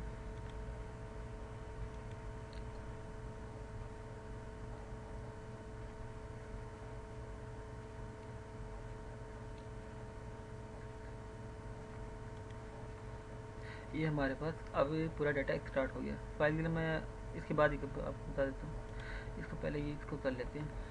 ठीक है, अब इसमें वेबसाइट को करता हूँ, रिफ्रेश करता हूँ। तो असल में मसला ये है कि यहाँ पे ये साइट इसलिए शो हो गई है क्योंकि जो डेटाबेस है इसका ये इसी होस्टिंग सर्वर पे है, मतलब ऑलरेडी बना हुआ है। लेकिन मैं अब इसको चेंज कर देता हूँ। ये दोनों डेटाबेस जो पुरानी साइट है muradkhan.net और jhs.w एक ही होस्टिंग पे है, तो इसका जो डेटाबेस है वो muradkhan.net वाले को इस्तेमाल कर रहा है, तो इसलिए यहाँ पे शो हो गई है। तो इसको मैं पहले नया डेटाबेस बनाता हूँ इसके लिए, और क्रिएट डेटाबेस क्लिक करता हूँ। दूसरा ये कॉन्फिग फाइल भी ओपन हो गई है।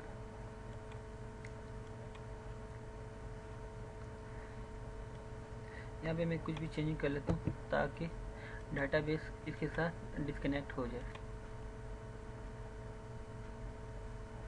ठीक है, ये डिस्कनेक्ट हो गया है muradkhan.net वाले होस्टिंग जो है होस्टिंग से, क्योंकि ये एक ही सर्वर पे इसलिए मसला कर रहा है। अगर आप किसी दूसरे सर्वर पे जाएंगे तो फिर आपको सबसे पहले यही एरर आएगा कि आपका डेटाबेस कनेक्शन नहीं है। अभी रिसेंटली मैं यही वीडियो दोबारा बना रहा था तो मैं खुद हैरान हो गया कि क्या चक्कर था, लेकिन हम समझ में आ गया है कि पुराने डेटाबेस को पकड़ लिया है। यहाँ पे मैंने एक तो यूज़र नेम जो डेटाबेस बना लिया था, अब इसका यूज़र नेम क्रिएट करता हूँ, पासवर्ड जनरेट करते हैं।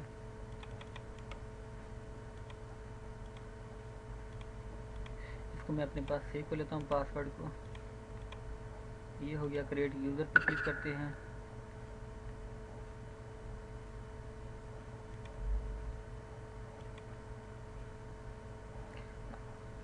ठीक है, डेटाबेस भी बन गया है, इसका यूज़र भी बन गया है। अब हमने डेटाबेस में यूज़र को ऐड करना है। ऐड यूज़र पे क्लिक किया, मेक चेंज किया, और ये हमारे पास अब यूज़र नेम और पासवर्ड बना जो है वो ऐड हो गए हैं एक दूसरे में। ठीक है, ये हमारे पास यूज़र नेम आ गया और ये हमारे पास डेटाबेस का आ गया।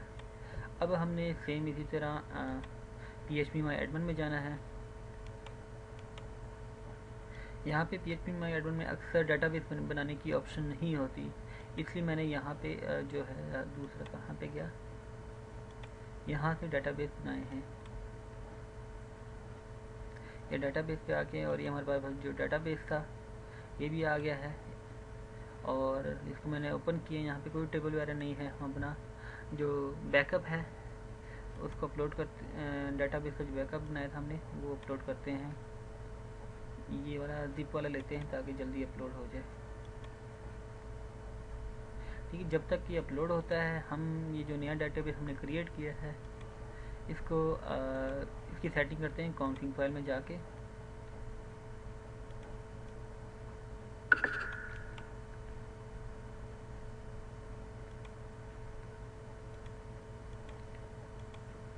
ये कॉन्फिग फाइल मैंने यहीं पे ओपन की हुई है, और ये आ गया इसका यूज़र नेम,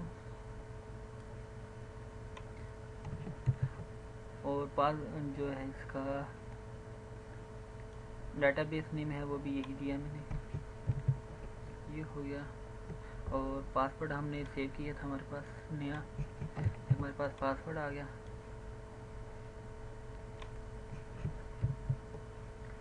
और लोकल होस्ट, ये लोकल होस्ट ही है। अब इसको हम सेव करते हैं।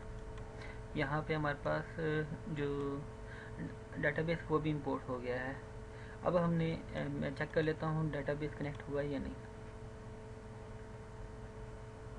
तो ये देखें डाटाबेस हमारे पास कनेक्ट हो गया है, लेकिन यहाँ पे भी जो डोमेन वगैरह वो तो शो हो रही है, लेकिन आप ये देखेंगे कि इसकी जो लिंक है वो muradhan.net पे ट्रांसफ़र हो जाएगा जितने भी पेजेस हैं। तो इसकी सेटिंग वही करते हैं हम, ऑप्शन में जाके इसकी लिंक चेंज करते हैं।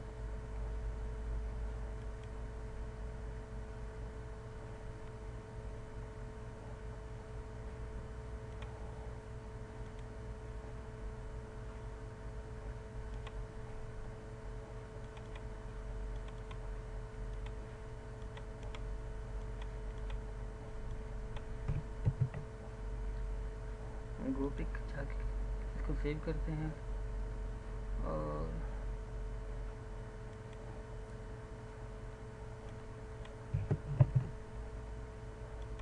यहाँ पे होम भी डायरेक्ट शो हो गया है। असल में एक ही होस्टिंग पे इसलिए थोड़ा सा मसला कर रही है कुछ चीज़ें जो हैं। अब मैंने इसको सेट कर दिया है तो मज़ीद इसकी सेटिंग भी हमारे पास शो हो जाएगी। आप ये भी देखेंगे कुछ इमेजेस वगैरह ये शो नहीं हो रहे, आइकॉन वगैरह, तो ये भी उम्मीद है सेट हो जाएंगे।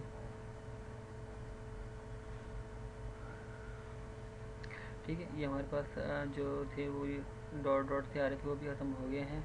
और दूसरा आप देखें ब्लॉग पे मैंने क्लिक किया है तो नीचे इसका जो लिंक है वो भी JHS.W वाला ये हो गया है। मैंने शायद ये पेज रिमूव किया था या क्या किया है।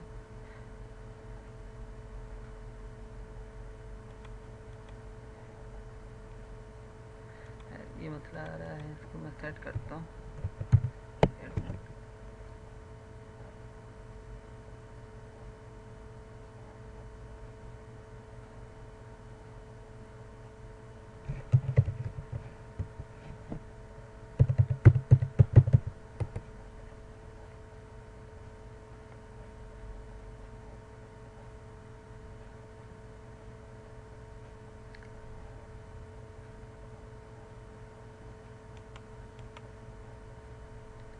इसके मैं परमानेंट जो होते हैं उसको दोबारा सेव करता हूँ। उम्मीद है फिर ये काम करना शुरू कर लेगा। उसमें सेव चेंज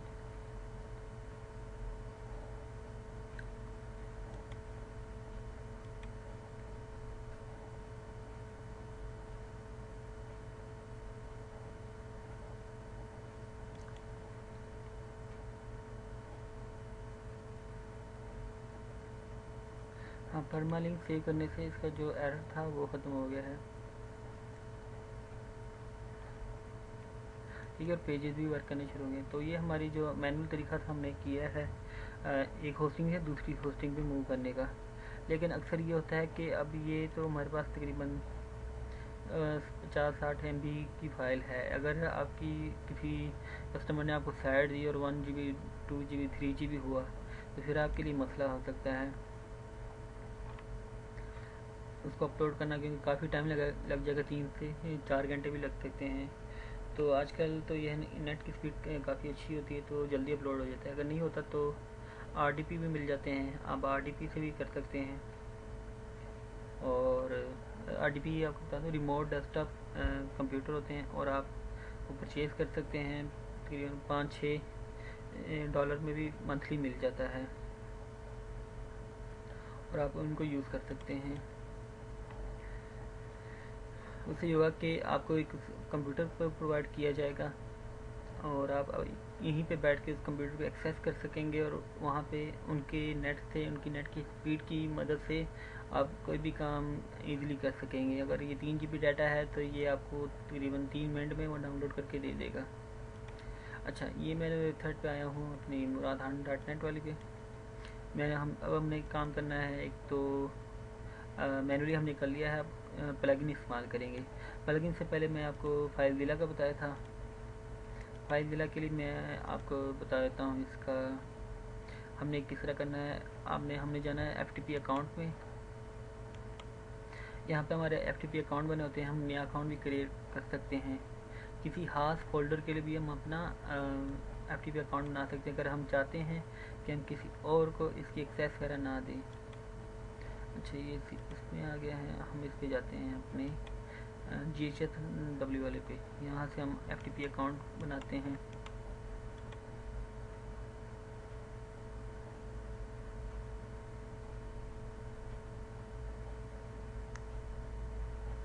यहाँ पे ऑलरेडी हमारे पास एक बना हुआ है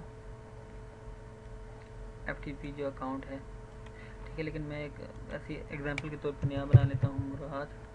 पासवर्ड हम इसको कोई भी दे देते हैं।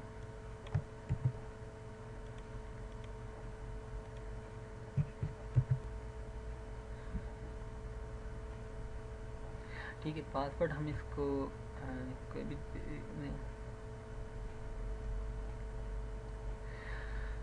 ठीक है, पासवर्ड मैंने इसको कोई भी दे दिया है। और अब यहाँ पे आप लिमिटेड रख सकते हैं कि इस लिमिट से ज़्यादा वो फाइल वगैरह अपलोड ना कर सके। अगर आप किसी दूसरे को FTP अकाउंट देना चाहते हैं अपने लिए, आप अनलिमिटेड रख सकते हैं, create FTP account.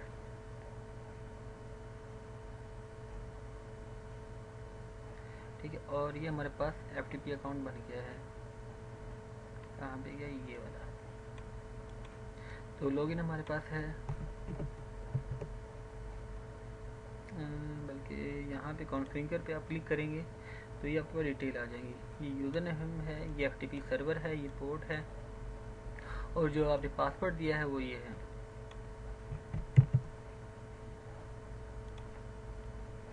FTP host, sorry यहाँ पे आना था, FTP आना था। FTP ना भी लिखें तो कोई मसला नहीं, काम चल जाता है।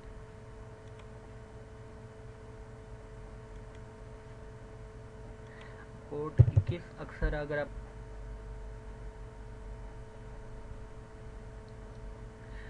है, ये भी कनेक्ट नहीं हो रहा लेकिन हो जाता है। मैं आपको किसी और होस्टिंग पे कनेक्ट करके दे देता हूँ। ये होस्टिंग थी कस्टमर की जिस मैंने वर्क किया था। अच्छा, इसका भी ऑफिशियल होस्टर करते हैं। ठीक है, तो ये हमारे पास कनेक्ट हो गया। यहाँ पे हिस्ट्री में थे 2-3, तो अब ये आ गया हमारे पास। और यहाँ पे htdoc भी फोल्डर है ऑफिशियल होस्टर का। और यहाँ पे आप कोई भी डाटा वगैरह जो है अपनी फाइल वगैरह अपलोड कर सकते हैं। जिप में नहीं यहाँ पे काम करता, बल्कि आपने इसको एक्सट्रैक्ट करना है। एक्सट्रैक्ट के लिए मेरे पास ये पड़ा हुआ है बैकअप पूरा, आपने इसको पकड़ना है और इसको फाइल जिला में अपलोड कर देना है। ये 5722 फाइल्स हैं, ये सारी की सारी अपलोड हो जाएंगी। अब फाइल जिला होता है वो थोड़ा सा टाइम लेता है पर निस्बत मैनुअल अपलोड के, क्योंकि वो 58 MB की फ़ाइल होती है, जल्दी अपलोड हो जाती है, 10-15 मिनट ले लेती है। लेकिन ये आधा पौना घंटा ले सकता है। ठीक है, ये सारी की सारी फाइलें अपलोड हो जाएंगी। फिर आप इसको सेट वगैरह कर सकते हैं। WP कॉन्फिग फाइल है, आप इसको कंप्यूटर पे अपलोड कर एडिट करके अपलोड कर सकते हैं, या वहाँ पे ऑनलाइन भी कर सकते हैं। तो ये फाइल जाते भी इजीली साइट अपलोड हो जाती है। ठीक है, ये था FTP का तरीका, मैंने आप लोगों को बता दिया ताकि नेक्स्ट आप लोगों को कोई इसके बारे में मसला ना आए। अब आते हैं FTP हम यूज़ करेंगे पासवर्ड वगैरह।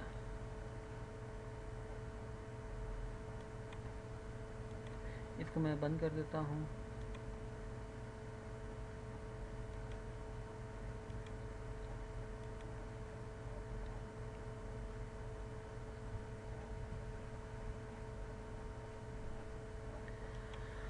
और अच्छा, ये मैंने इसलिए ओपन करके रखा हुआ है कि यहाँ पे जो बैकअप बने हैं वो काफ़ी ज़्यादा स्पेस ले गए हैं, क्योंकि प्रैक्टिस की हम करते रहते तो उससे ये होता है कि कुछ शेड्यूल बैकअप वगैरह बन जाते हैं, कुछ वैसे बैकअप बन जाते हैं।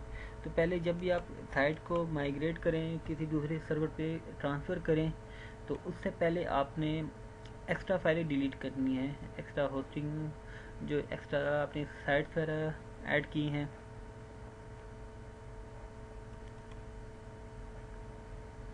हो सकता है वो भी अक्सर प्लगइन उसको यूज़ कर लें, तो आप कोशिश करें फिर उसको थोड़ी देर के लिए रिमूव कर लें, रिमूव सॉरी नहीं बल्कि मूव कर लें। मूव आप होम डायरेक्टरी में भी कर सकते हैं और वैसे भी कर किसी और जगह भी कर सकते हैं। मैं इसको मूव ही कर लेता हूँ। वैसे ज़्यादातर जो प्लगइन हैं उनको यही ऑप्शन दिए होते हैं कि WP admin, WP content, WP include, ये फाइलें कॉपी करें। अगर वो ये फाइलें कॉपी नहीं करते तो आप अगर इसके अलावा भी वो कॉपी करते हैं तो आप एक्स्ट्रा को मूव कर सकते हैं। मैं इनको यहाँ पे ले आता हूँ फ़िलहाल, ठीक है। ये यहाँ पे कॉपी हो गया हमारे पास दूसरी जगह। ये देखिए ये एसक्यूएल की फाइलें बनी हुई हैं, ये भी हमारे लिए भी ज़रूरी नहीं है, इसको भी मैं डिलीट कर देता हूँ। और साइड बैकअप, अगर आप बैकअप की कुछ फाइलें पड़ी हैं तो वो भी मैं डिलीट कर देता हूँ।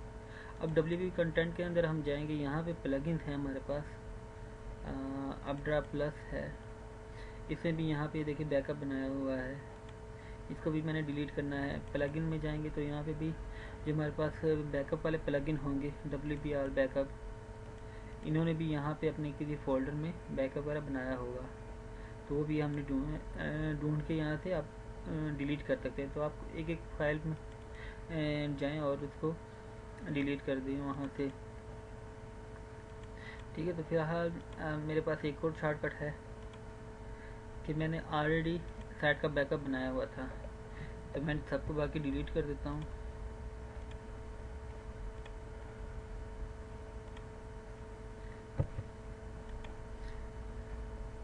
सिलेक्ट ऑल, और ठीक है। आप लोग इस तरह का काम करने से थोड़ा सा एहतियात करें, पहले कन्फर्म कर लें क्या चीज़ डिलीट करें क्या नहीं। लेकिन मुझे कन्फर्म है कि मैं क्या डिलीट कर रहा हूँ, इसलिए ये देखिए अब मेरे पास जो हो जाएगा।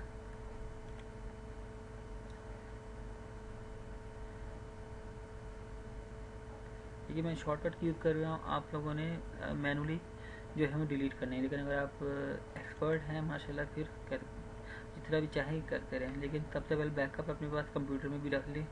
ये ना हो कि सारा कुछ डिलीट हो जाए और फिर आप ढूंढते रहें कहाँ गई वेबसाइट, ठीक है। अब मैं यहाँ पे पेज को भी रिफ्रेश करता हूँ अपने डैशबोर्ड को, तो यहाँ पे कुछ प्लगइन वगैरह होंगे जो मैंने रिसेंटली किए थे, वो नहीं होंगे, उनका एरर आएगा। लेकिन मैं वो प्लगइन अब करना भी नहीं चाहता क्योंकि बैकअप वाले प्लगइन थे,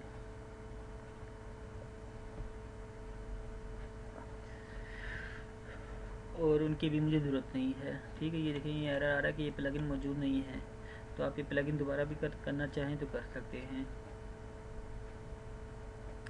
ठीक है। अब हमने प्लगइन इस्तेमाल करना है इसके लिए वेबसाइट को मूव करने के लिए, और मैं आपको ये इसका साइज़ भी दिखा देता हूँ। 2.82 MB था, GB था, अभी काफ़ी हद तक कम हो गया होगा। थोड़ा सा ये होता है कैशे वगैरह की वजह से वो जल्दी शो नहीं करता, ठीक। चलो ये हो जाएगा। हमारे पास जो असल डाटा है अभी 100-150 MB का है, कुछ दूसरी वेबसाइटों का भी बैकअप पड़ा हुआ है, वो अलग है। लास्ट बैच में मैंने इसी तरह जब लेक्चर दिया था तो वो तकरीबन स्पेस ज़्यादा होने की वजह से कुछ मसले वगैरह आ गए थे। तो सबसे पहले जो हमारे पास है अब डुप्लीकेटर है, डुप्लीकेटर को हम यूज़ कर सकते हैं। WP क्लोन है, लेकिन सबसे पहले मैं आपको WP क्लोन का तरीका बता देता हूँ क्योंकि वो बहुत इजी है। WP क्लोन आप सर्च करें,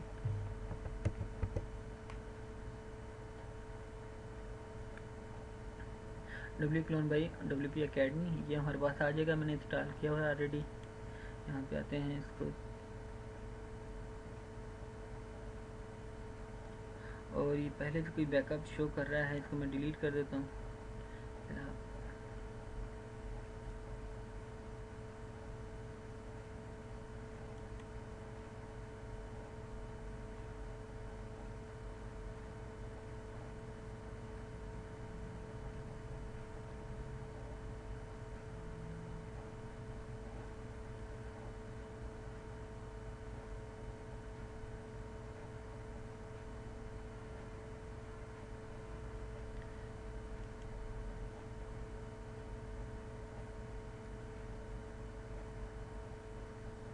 ठीक है, ये असल में मैंने जो बैकअप सारा कुछ डिलीट कर दिया था, तो इसलिए यहाँ पे शो हो रहा है डेटाबेस की वजह से डेटाबेस में इसकी एंट्री मौजूद है। लेकिन हम है अपने लिए दूसरा बनाते हैं, क्रिएट बैकअप पे मैं क्लिक करता हूँ और ये बैकअप इसका क्रिएट करना शुरू कर देगा। 2 से 3 मिनट लेगा। चले, अगर ये यहाँ पे मसला करता है तो हमारे पास ये मौजूद है, इसको हम करते हैं ट्राई। राजधान वाली ये वेबसाइट GHS.WP थी, यहाँ पे हम WP क्लोन मौजूद है हमारे पास।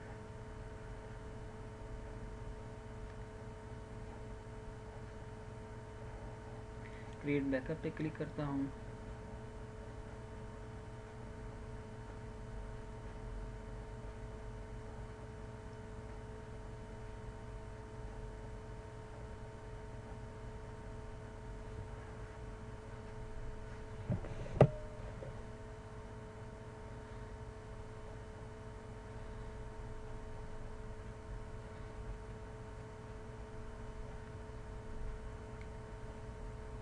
ठीक है, ये 52 MB का हमारे पास इसने बैकअप बना के दे दिया है।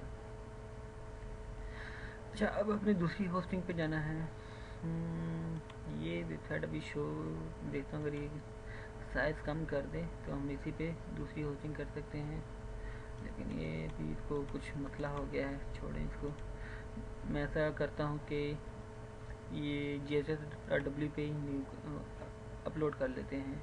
तो उसके लिए हमें ये करना है कि एक नई वेबसाइट बनानी है, वर्डप्रेस इंस्टॉल करना है, और दूसरा मैं एक इसमें सब डोमेन भी ऐड कर लेता हूँ। सब डोमेन इस तरह हो जाएगा कि हम उसमें नया जो है वो अपलोड कर देंगे। मुराद नाम रख लेते हैं।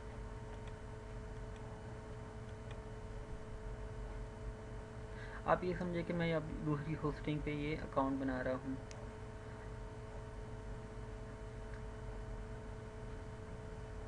ये हमारे पास न्यू अकाउंट बन गया है,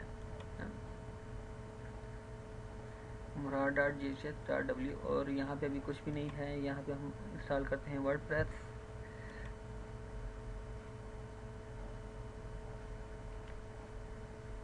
और इंस्टॉल वर्डप्रेस पे क्लिक करता हूँ।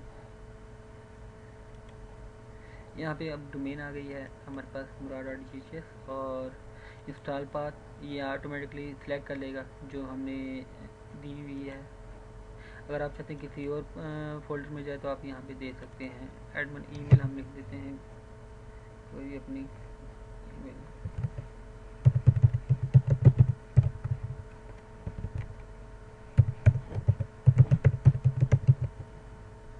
लोग टाइटल मुराद, एडमिन यूजर मुराद। अभी आप कोई भी यहाँ पर डिटेल लेते हैं सारी ख़त्म हो जाएंगी, क्योंकि हमने जो दूसरी वेबसाइट का यहाँ पे डिटेल देनी है। ये हमारे पास इंस्टॉल हो रहा है और 1 मिनट में ही ये इंस्टॉल हो जाएगा। ये हमारे पास इंस्टॉल हो गया और ये हमारे पास डिटेल आ गई। ठीक है, पेज में रिफ्रेश करके चेक कराता हूँ तो यहाँ पे ये न्यू वर्डप्रेस इंस्टॉल हो गया है। अभी कमिंग सून का पेज आया हुआ है, इसके ऊपर जो मोजो थीम है, इन्होंने खुद सी पैनल के साथ थोड़ा सा कोई एफिलिएट वर्क किया हुआ, जिसकी वजह से वो आपके कमिंग सून का पेज लगा देते हैं और आप कमिंग सून पेज को WP एडमिन में जाके ख़त्म कर सकते हैं। डेवलपर होते हैं वो ज़्यादातर कमिंग सून का पेज लगा लेते हैं, ताकि एक तो कस्टमर वेबसाइट को ना देखे कि कितना काम हुआ है, क्या काम हुआ है, और दूसरा हम यूज़र भी फ़िलहाल थोड़ी देर अरसे बाद आएँ। और ये पासवर्ड लगाते हैं।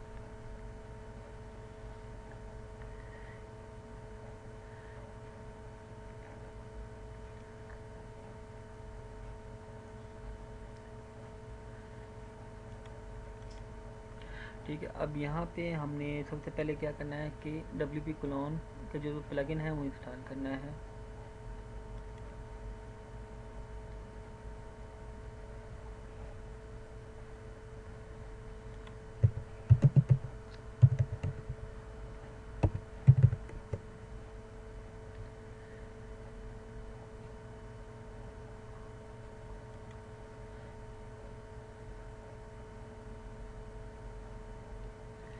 यहाँ पे कुछ नए प्लगइन भी आए हुए हैं, तो आप लोग उन प्लगइन को भी इस्तेमाल करके देखें।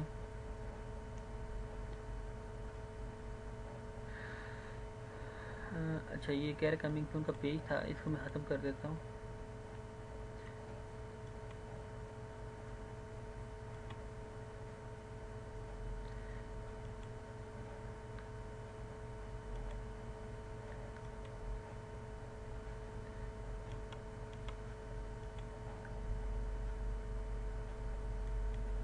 ठीक है, क्लोन में जाते हैं और वेबसाइट आपको पहले शो करा देता हूँ कि हमारे पास ये वेबसाइट है, ये इस तरह की। ठीक है, अब कह रहा है कि रिस्टोर फ्रॉम यूआरएल, इसको मैं एग्री कर देता हूँ और यहाँ पे हमने लिंक देना है जो हमारी पुरानी वेबसाइट से हमें मिला है। ये हमारे पास दिया हुआ लिंक, आप राइट क्लिक करके कॉपी कर सकते हैं, कॉपी लिंक एड्रेस, या यहाँ से भी कर सकते हैं। और यहाँ पे आपने लिंक दिया,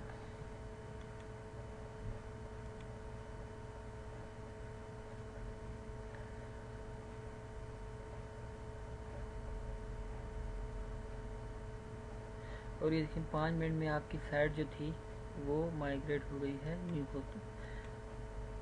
न्यू होस्टिंग के साथ। मैनुअली में टाइम लग जाता है, स्पेस ज़्यादा होती है अक्सर, तो या फाइल वगैरह से करते हैं तो हमारा 1-2 घंटे अक्सर यूज़ हो जाते हैं। लेकिन प्लगइन की मदद से आप देखें कि कितनी जल्दी ये हो गया है।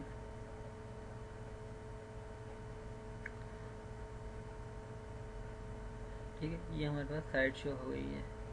इसमें अभी परमालिंक्स हैं थोड़े से, अभी वर्किंग करेंगे, कुछ करते हैं कुछ नहीं करते, तो उसकी लिए हमें सेटिंग करनी है। ठीक है, शो हो रहे हैं, अक्सर ये शो नहीं होते। एक कस्टमर का मैंने किया था तो कुछ दिनों बाद मैसेज आया कि मेरी तो रैंकिंग बहुत कम हो गई है, क्या चक्कर है। वेबसाइट वगैरह चेक की तो पता चला कि इसकी लिंक ही काम नहीं कर रही। तो फिर याद आया कि मैंने ये परमालिंक वाला सेटअप नहीं किया था। अभी परमालिंक पे एक क्लिक करूँगा, एक तो ये है कि लॉगिन दोबारा आ जाएगा, क्योंकि जो पासवर्ड वगैरह था वो सारा कुछ वो पुरानी वेबसाइट का आ गया है। और मैं पुरानी वेबसाइट किस पे लगाता हूँ,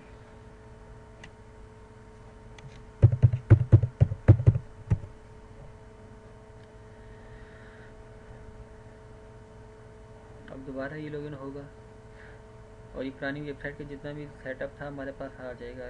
स्लाइडर, ई कॉमर्स वगैरह वगैरह वगैरह सारा कुछ आ गया है। और सेव चेंज पे हम क्लिक करता हूँ तो इससे परमालिंक भी सेव हो गई। और ये हमारा WP क्लोन के जरिए हमारा जो सेटअप था, माइग्रेशन थी, वो कंप्लीट हो गई है। ठीक है, डुप्लीकेट थोड़ा सा मसला करता है, इसलिए इसको स्किप करते हैं फ़िलहाल। और ऑल इन वन माइग्रेशन है, इसका मैं आपको बता देता हूँ।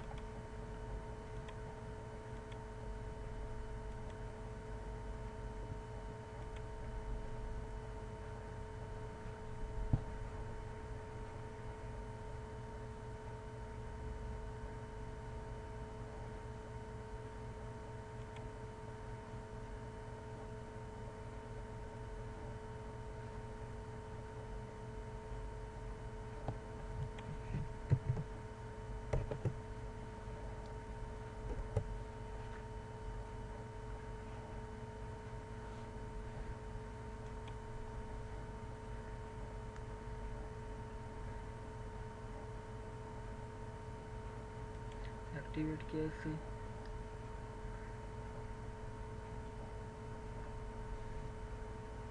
और यहाँ पे इसकी जो सेटिंग है बहुत ईजी है।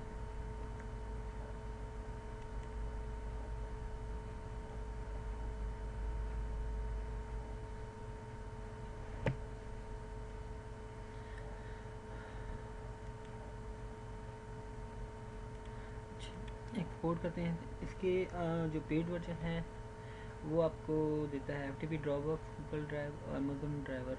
जो फ्री है वो आपको ये इसमें देता है सिर्फ फाइल का। फाइल पे आप क्लिक करेंगे तो ये एक्सपोर्ट करना शुरू कर देगा।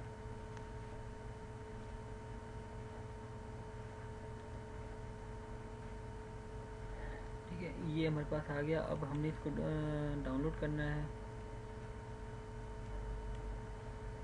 और ये हमारे पास डाउनलोड होना शुरू हो जाएगा। और इसको इंपोर्ट करने का भी सेम वही तरीका है, आपने दूसरी वेबसाइट पे जाना है और यहाँ से जो है एक्सपोर्ट है, इंपोर्ट में जाना है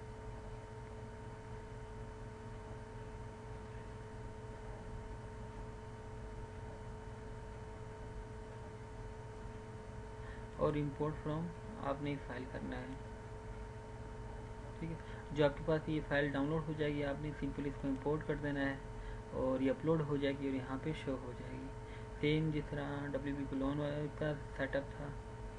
WP क्लोन का तो ये था कि लिंक था, आपने लिंक प्रोवाइड करना था और ये फाइल है, यहाँ से आप अपलोड कर देंगे। इसके बाद आपने परमालिंक सेट करने हैं सेटिंग में जाके और आपकी सेटिंग हो जाएगी। ठीक है, उम्मीद है आपको ये वर्डप्रेस का भी आइडिया हो गया होगा। डुप्लीकेटर का थोड़ा सा प्रॉब्लम कर रहा था इसलिए मैं ये नहीं करवा रहा। इसके अलावा भी काफ़ी अच्छे प्लगइन्स हैं, आप लोग वो यूज़ कर सकते हैं।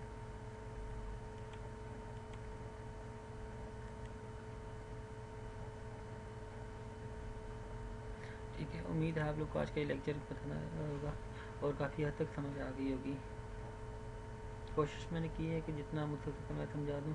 काफ़ी टाइम भी लग गया है इसलिए मैं थोड़ी सी रिकॉर्डिंग थोड़ी सी ख़राब हुई है, उसको भी मैं रिमूव करने लगा हूँ डुप्लीकेटर वाली। ठीक है, बाकी WP clone all in one migration ये दोनों बेस्ट हैं और मैंने तरीका भी आप लोगों को बता दिया है। इसके से आपको ये होगा कि मज़ीद किसी प्लगइन वगैरह की ज़रूरत नहीं पड़ेगी। ठीक है, इंशाल्लाह नेक्स्ट लेक्चर में दोबारा हाजिर होंगी, तब तक के लिए अल्लाह हाफिज़।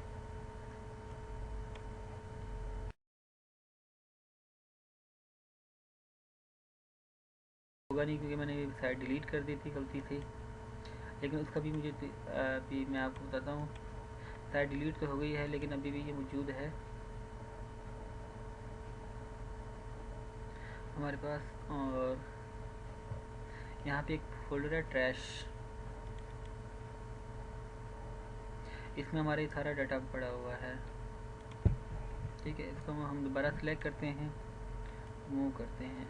अभी मैं यही रिसाइकल बिन वाला जो था फाइल था वो ढूंढ रहा था जो नहीं मिल रही थी और इतनी स्पेस ले रहा था। इसी तरह muradhan.net में भी अब मैं आऊँगा, यहाँ पे अभी भी जो स्पेस ज़्यादा थी उसका भी यहाँ सेटिंग में जाके हमने शो इनर फोल्डर करना है, ट्रैश का फोल्डर आ जाएगा।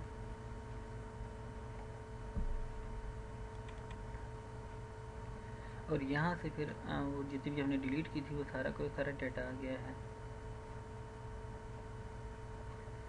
ठीक है, यहाँ पे मैं कंटेंट वाला और बाकी डिलीट कर देता हूँ, जो मुझे चाहिए वो यही पे है, ट्रैश में ही रहे, तो बाद में मूव कर लूँगा। तो उम्मीद है सी पैनल का साइज काफ़ी हद तक इससे मुतासर हो गया होगा। ये देखिए 4 से 1 MB पर आएगा। ठीक है, ट्रैश अभी ने रिसेंटली ऐड किया है।